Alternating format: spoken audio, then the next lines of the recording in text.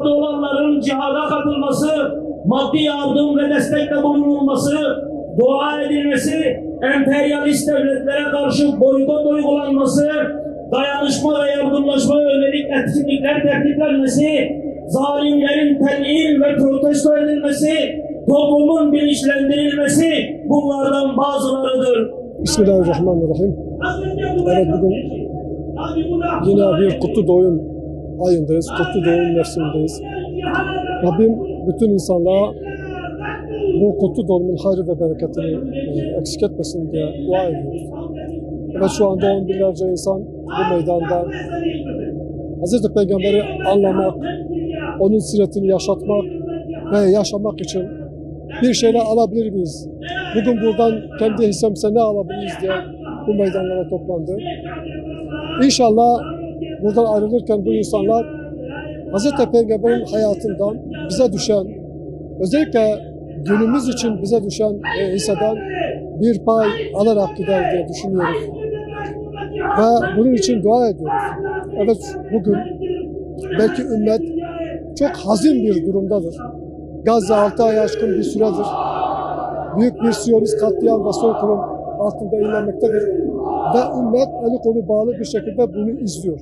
Bugün biz peygamberin izindeyiz, onun siretini yaşamaya çalışıyoruz diyen liderler, bugün eğer peygamber aramızda olsaydı onların yaptıklarını mı yapacaktı diye düşünmemiz gerekir. Evet, peygamberimiz aynı zamanda rahmet peygamberidir. Aynı zamanda bir kılıç peygamberidir. Yeri geldiğinde kılıcını çekip zulme karşı meydan okuyabilmiştir. Yine biliyoruz ki Mekke'nin fethinin asıl kıvılcımı Müslümanlarla müşrikler arasında muahedeye aykırı davranan müşriklerin zulme uğrayan kabilenin Resulullah Aleyhisselatü Vesselam'a gelip sen bize yardım etmeyecek misin diye o zulme uğrayan insanların bir yardım talebi üzerine olmuştur. Ve Resulullah Aleyhisselatü Vesselam'ın cevabı çok manidardır. 1400 seneden beri bu ses aslında kulaklarımıza yankılanmalıdır. Böyle bir durumda Resulullah Aleyhisselatü Vesselam eğer size yardım etmezsem yardım görmeyeyim diye bir feryatla, bir haykırışla Mekke'nin fethine çıktı ve onların intikamını aldı. Bugün Gazze maalesef çok tarihin ender gördüğü bir katliam ve soykırımla karşı karşıyadır. Ve ben bu Resulullah'ın ümmetiyim diyen 2 milyara yakın insan sadece bunu seyretmektedir. Bunların intikamını almak için herhangi bir gayret söz konusu değildir.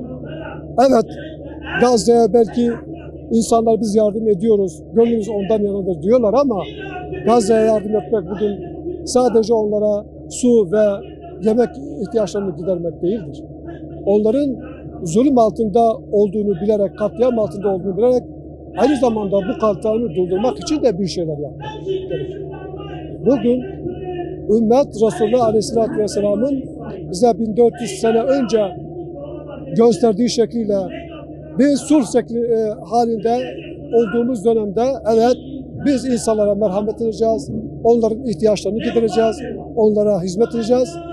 Ama birisi kılıcını çekip bir Müslümana, bir insana zulmediyorsa o zulmü gidermek için de var gücümüzle çalışmak ve gayret etmek durumundayız.